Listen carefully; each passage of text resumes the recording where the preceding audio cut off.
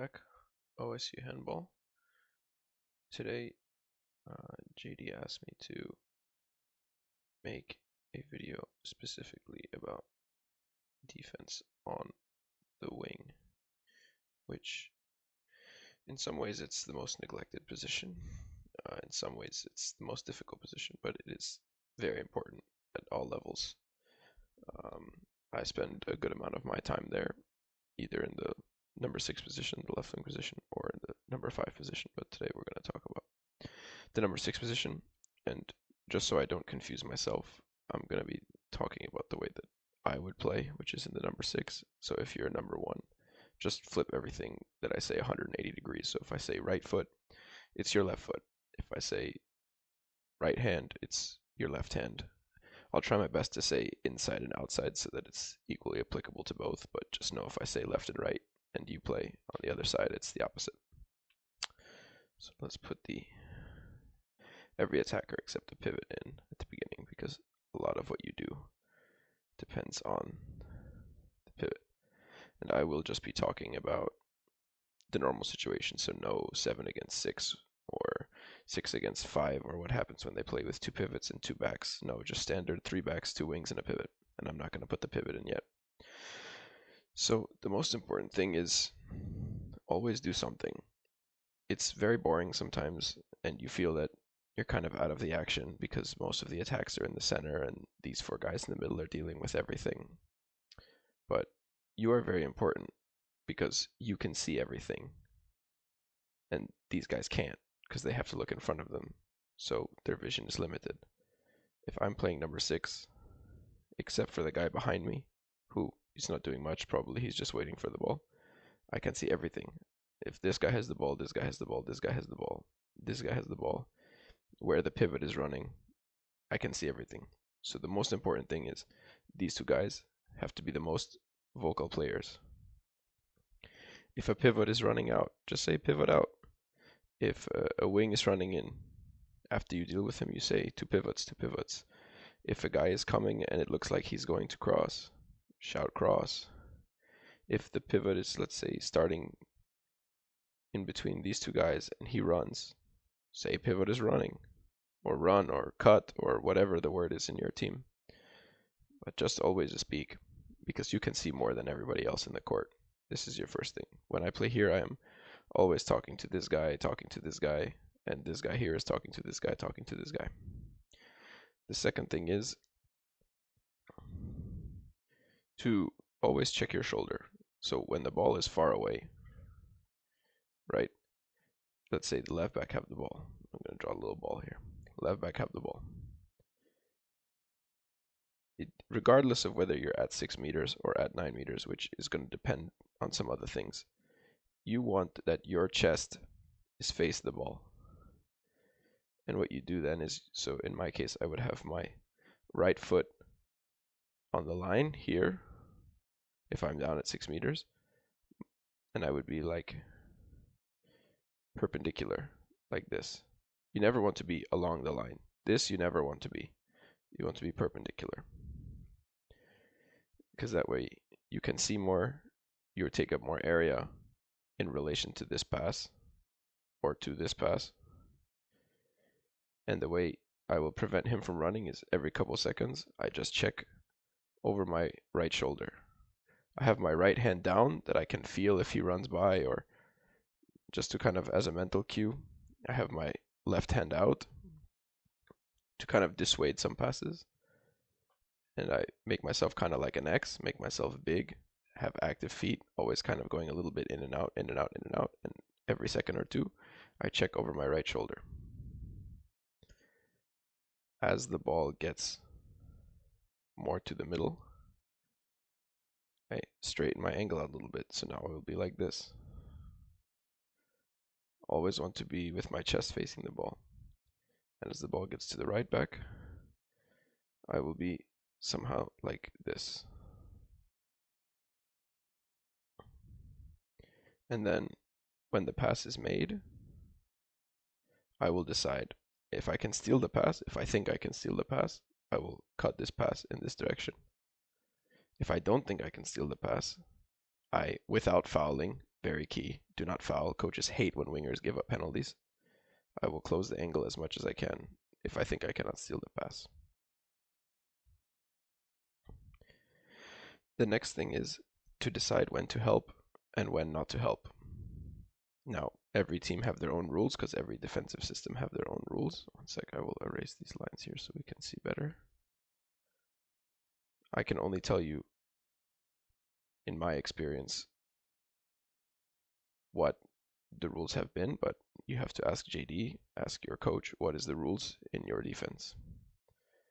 I would guess that it's to close everything, which is fine. At that level, it's normal. If this guy drives and this guy loses, you help. Maybe you take fault in attack. Maybe you can foul him. Maybe he dropped the ball. Maybe he's idiot and he cannot make this pass. You don't know. Now it's different if he attacks this guy 1-against-1 or if he's coming through the channel untouched because this guy had to help to the middle.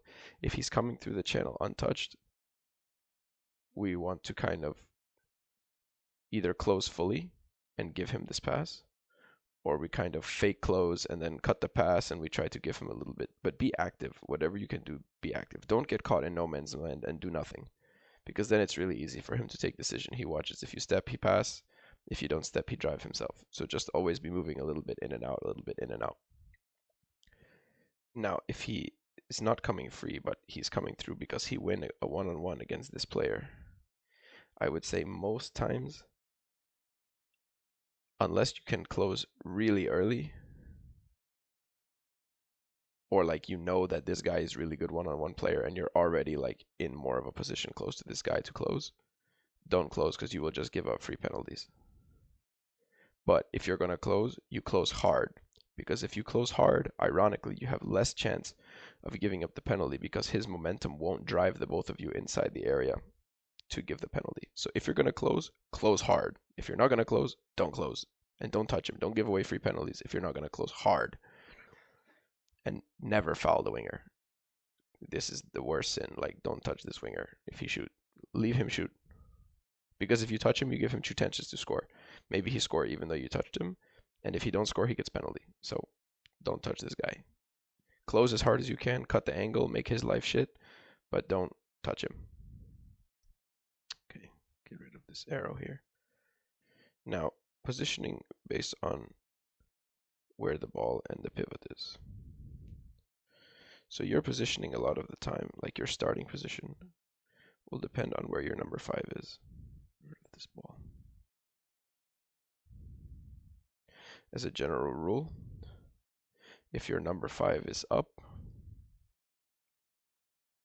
let's say your number 5 is here, because the ball is away, then you want to be down here. If your number 5 is down, because maybe there's a pivot nearby or something, you can be a little bit more up. Why? One of you has to be down so that this winger cannot run all the way to the middle without encountering at least one of you. So if he's down, you can be up. If he's up, you can be down. And the other logic is if the pivot of the other team is nearby, so let's say for example, pivot is between the 2 of you. If the pivot is between the 2 of you, you are always more up. Now that doesn't mean here, but it means at 9 meters. You're cutting the passes, you have easy way to retreat. If the pivot is here, you can be a little bit up, like in the middle here, and your body's going to be pretty up. The reason is, in general, because if the pivot is on your side, this wing will not run because it brings his team no advantage. This wing will only run if the pivot is away. This is one of the most important lessons. The wing will only run in if the pivot is away. If pivot is there, maybe pivot is here, maybe if pivot is here, but even then, I don't even think. If pivot is in middle or to your side, the wing will never run. If he does, he's idiot, because he's just making the court smaller for his own team without giving any advantage. Let's get rid of those. So that's one of the most important rules. If the pivot is in your side, the wing will never run. You don't even have to check. Okay, still check every few seconds. Maybe he's doing something weird. Maybe it's a trick play, but you don't have to check so much when the pivot is in your side. When the pivot is away, that's when you have to be more cautious about the running and follow the rule that I say that either you or the number 5, one of you have to be down. Again, for right wingers, it's the same with the number 1 and the number 2. So those are the main lessons. Perpendicular always to the ball, check your shoulder, know when to be up versus when to be down, and be active in the 2 against 1 situations. Bottom line is, a lot of the wing defense is just not beating yourself up mentally. If it comes to the point that you have to do something, your team has already screwed up. You have already lost the defense. Your job is to just save it as best as you can. If you can solve 1 or 2 situations per match, you are saving 1 or 2 goals for your team. You know, you are never going to be the reason that a situation is lost because you are not going to lose a 1-on-1. Nobody's playing 1-on-1 against you. You are not going to lose a cross. You're not going to lose the 2 against 2. The only way you can lose a defense is if you do something stupid, like you close when the back is far away and you give him free pass to there. Don't give him free pass. If this guy is out here, he's not dangerous. Stay here. Watch this pass. He's not dangerous. Your guy has it covered. When he gets closer, when he gets here, yeah, then you have to start worry about maybe close, maybe take pass, maybe take foul and attack. But if he's far away, leave him. If he score a goal from here, give him a round of applause. Screw him, he will do 1 from 10. Let him make goal from here. Okay, good for him. Here is where he's dangerous. Here, even out here. And the other thing is, if this guy, number 5, manages to push the 1-on-1 that this guy is entering here, leave him. Let him score from here. So what? Your goalkeeper will save 80% of them. Being wing defense is all about assessing risk. Where is the most risk? Where is the least risk? Yeah, most of the time you are 2 against 1. It's hard. You just have to save 1 or 2 situations.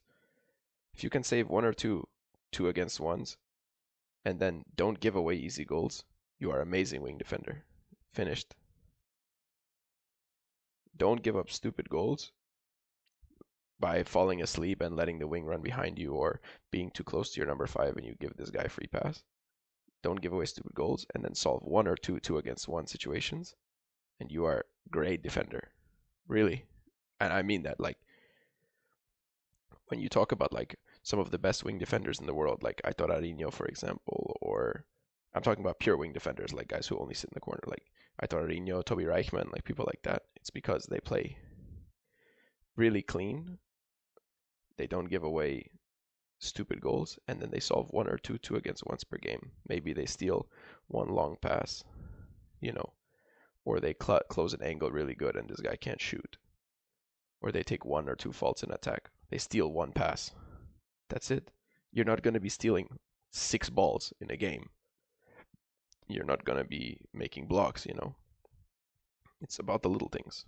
That's why it's so mentally taxing, because it's always move up, move back, move up, move back, check your shoulder, check your shoulder, check your shoulder. Oh, now it's 2-on-1. Okay, let me try to cut the pass a little bit. Maybe he come back. Maybe I can take a charge. It's like this. Yeah, it's hectic.